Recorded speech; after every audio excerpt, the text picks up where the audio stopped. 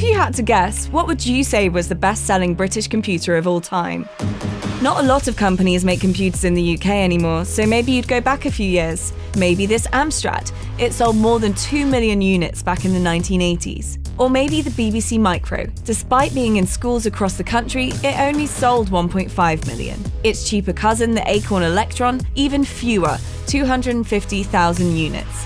Surely the ZX Spectrum then? 2 million of those were sold. No. The best-selling UK computer of all time is also one of the smallest, the Raspberry Pi. Since its launch in 2011, this computer the size of a credit card has been a huge commercial success, selling over 30 million units. It's an incredible UK engineering feat that's now used by hobbyists, scientists, and industry. And it's a radically different form factor compared to its 1980s ancestors, with a Raspberry Pi Zero selling at $5 a piece. But the team behind this tiny device had another aim. They wanted it to demystify computing. They thought the Raspberry Pi could open the route for kids into computer science.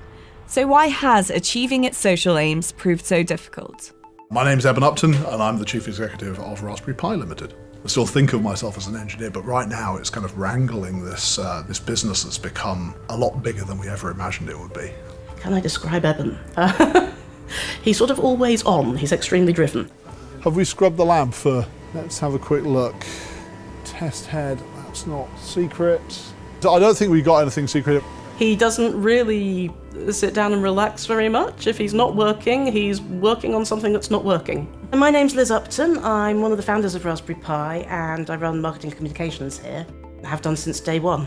We make computers. We're a computer company. We make little credit card-sized computers, originally intended for education, but now really finding a lot of use elsewhere. It's this weird-looking little thing that looks like you've got it outside the middle of a telephone or something. It's got bristling with GPIO pins and flashing lights, and we really shy away from selling them in boxes as much as we can because we want people to look at that and understand that that's what a computer is, and it's actually very, very easy to get into. So the story of the Pi began as an educational tech product, looking to teach young people what a computer was and how to program it, very much in the model of the BBC Micro from the 1980s, which is why they went to see this man.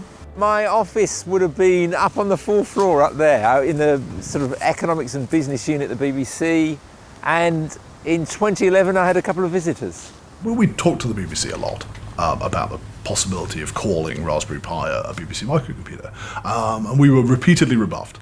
And probably our last, what ended up being our last attempt to engage with the BBC, David Braben, one of our co-founders, and I went down to see Rory, who David knew, and took a prototype with us. And the pitch to Rory was, "Come on, man, help us out. You know, we really want to get the BBC. We want to get the BBC logo onto this." He pitched up at my office here at BBC Television Centre to show me a prototype of this little device. So I thought this was great, but there was no way I was going to get it on the telly as a big BBC story. So I got my phone out and shot a little video with David Braben explaining the device, put it on YouTube.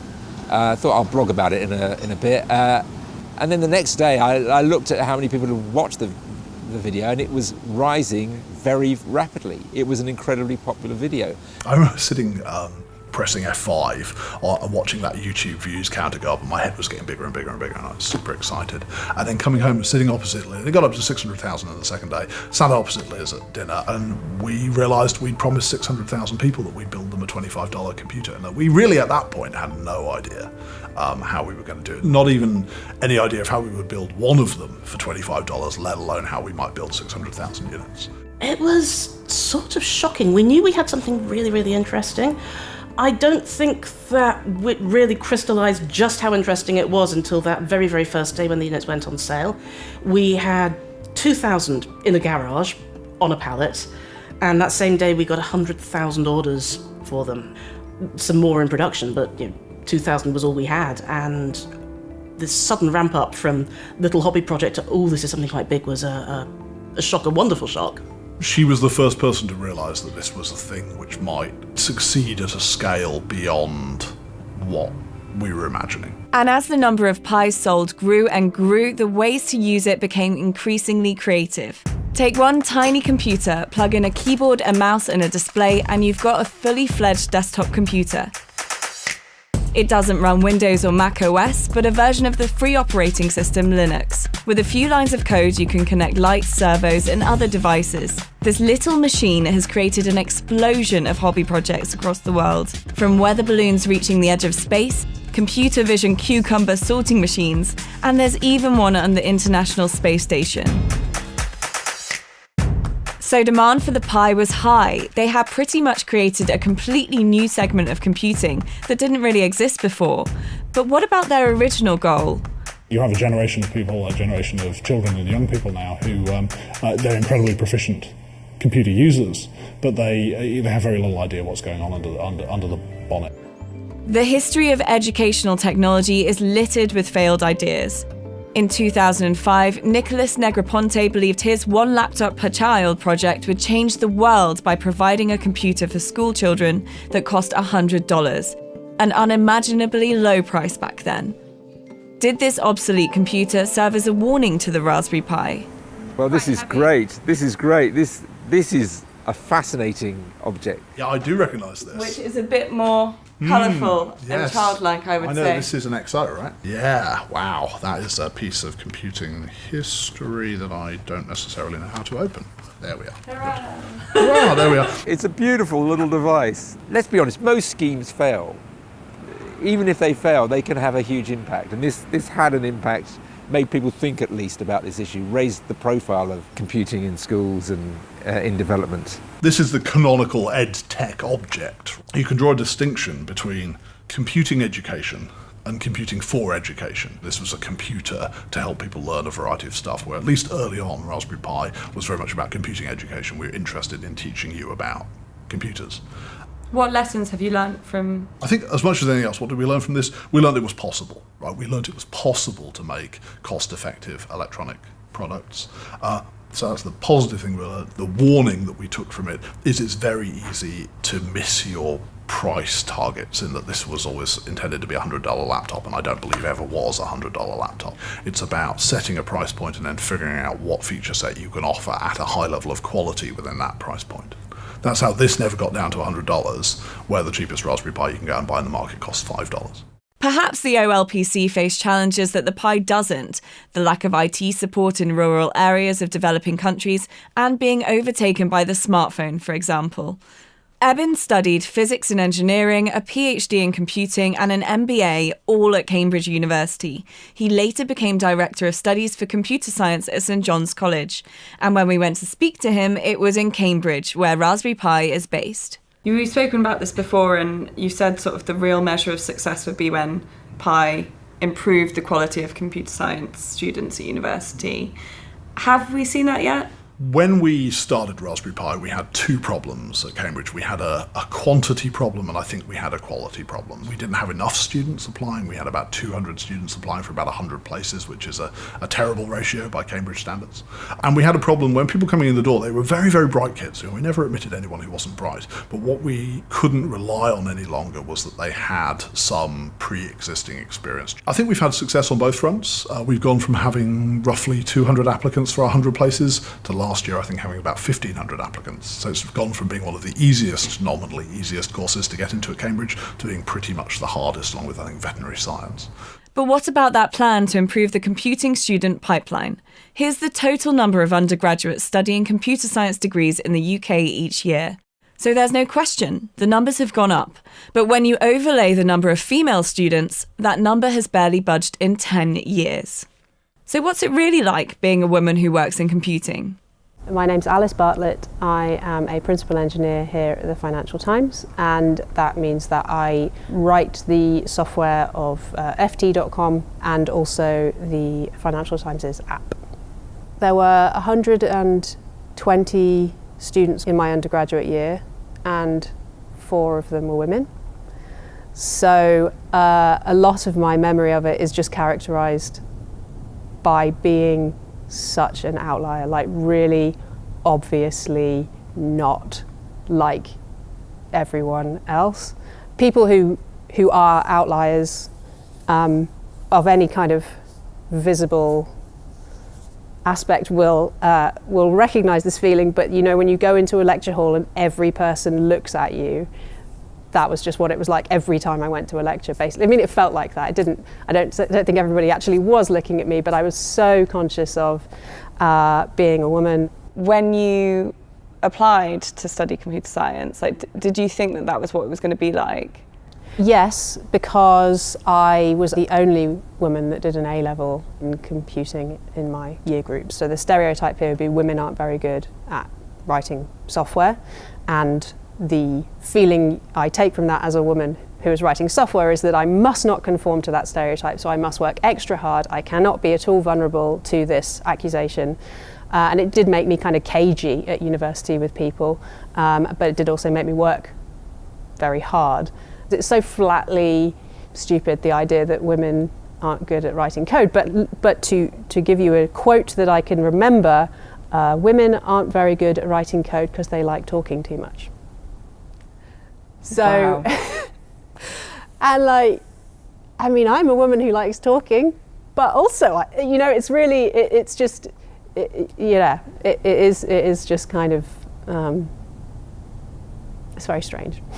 I mean, I've spoken to PR agencies and things which have said, oh, well, you need to make it in pink. You need to make projects about dresses and about knitting. And it's such nonsense. It's arrant nonsense to suggest that these are things which are specially interesting for girls to do. They're not.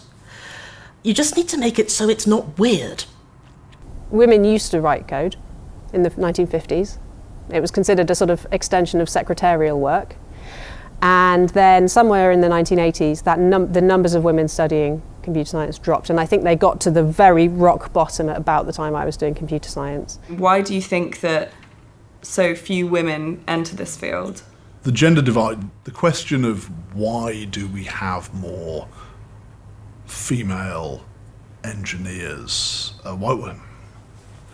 Such a hard question to answer. Let me try and put some thoughts together. The gender imbalance in computing, the way that people of my generation got exposure to computers was particularly inclined to bias towards boys. Whether it's superheroes in comic books or men on the cover of magazines, the computing scene in the 1980s definitely looked a certain way. The home computing scene of the 1980s was very computer games oriented. The computer games were promoted by their publishers as being things for boys, and so the people who were sitting in front of computers were disproportionately male, and so the people who had the opportunity to become computer engineers were disproportionately male. So there's definitely something going on there. I think we are making progress, particularly Code Club's a great example where half of 9 to 13-year-olds attending a Code Club are female. Why do you think that there is such a barrier, especially for women trying to enter? Oh, it's difficult, isn't it? There's a lot to do on this. One of the things the Raspberry Pi Foundation is working on at the moment actually is a project on why there are fewer girls in computing. And my own daughter came to me last week and said, I don't want to do Code Club at school, Mummy, there are too many boys there, which I was absolutely heartbroken by. I think it's really complicated. I think representation is very important, and so having more women in tech brings more women in tech. It's a long game when you're talking about getting 8-year-old girls into computers. About 5 years ago was the emergence of code academies. So that's a place where you can go for 12 weeks and have an intensive course that will teach you all you need to know to be hired into a professional job as a web developer. That's the single thing that's really pushed the number of women up that I've seen professionally. It's been huge. The thing that it hasn't done is really worked on diversity along other axes, because they're quite expensive. You need to be able to take 12 weeks away from work because you're not paid whilst you're there, and you need to be able to afford the course generally, which is sort of thousands of pounds. What we see is a diversification along gender, but not so much along socioeconomic groups, although age also, it brings more older people into the workforce as well, because of the career-changing aspect. My name's Bethan Staten, and I cover education and other bits of public policy at the FT. Things like code camps have been really interesting, actually, in just getting kids to engage with coding in kind of more creative ways. There's also a lot of evidence to suggest that boot camps have more success in attracting women than other formats for teaching computing, especially for adults. it's difficult to get very decisive statistics, but it's kind of more around the sort of 40% mark for women, or even higher, which obviously still isn't quite there, but it's better than at university, for example. And one of the reasons for that is in part because women tend to be more receptive and interested in lifelong learning opportunities than men. And it's partly because of adjustments like you can do the coding bootcamp from your computer at home. So if you've got kids, you can kind of rearrange it around your life more easily, which just makes it more accessible to women. What would your advice be for a young woman who was studying computing but maybe wasn't sure if they wanted a career in it? It made me very sad, actually. This year, one of our female interns was offered a job after her internship, and she said she didn't really fancy coming along because she didn't feel we were diverse enough. And it had me absolutely clutching my head, because one of the reasons that we don't have very many young women here is that there haven't been very many young women going into computing at university. I would like people to understand that we don't have a lack of women in organisations because we don't want them. We're in a building full of tech organisations here, and sadly there are more male programmers. We have a number of women here. We're seeing more coming through. I want to see more in work, and I'd love them to come here. Is the Raspberry Pi a success? I think it depends what you see its aims are. I'd only say that when it comes to sort of gender balance in computing, particularly in schools, the figures, don't look great. It's been a huge success commercially, and it's been an important new device in manufacturing. Nobody expected that at the beginning, that lots of companies would decide, this could be a useful, cheap device to put in the manufacturing process. It's been Britain's best-selling ever computer. I think probably they learnt a lot through the process of building this extremely impressive computer at such a low price point. I mean, that is absolutely wild and incredibly impressive. I think the social aspirations of the project, it's a very technologist type thing to think that you can fix a socio-economic problem with technology, basically. And I think that's kind of what happened here. If you were to really look at the problem, it's so complicated getting people from different socio-economic backgrounds into computing. It would take a really well-rounded team of people who were versed in all kinds of different areas of life, not just a man who has made an incredibly impressive computer to fix that problem. So I think if you were to truly, really wanted to set out on that journey, it would need both the Raspberry Pi team as it stands, but also people who work in like social work and people who, all of the other stuff, because it's so much more complicated than just there isn't a cheap enough computer. It is an impossible task for Raspberry Pi alone to change the fabric of who studies and works in computing. But what its products have done is ignite interest in children and adults alike to create their own inventions through computer programming. Beyond the hobbyist community, the Pi has stayed loyal to UK manufacturing while making sure its products stay affordable and accessible to both consumers and businesses.